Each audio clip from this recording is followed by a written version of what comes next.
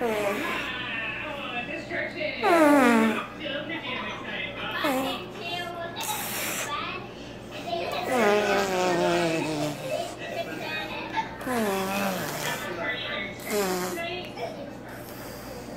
missed one. You missed one. Yes, you can have a party in your juice maker in there.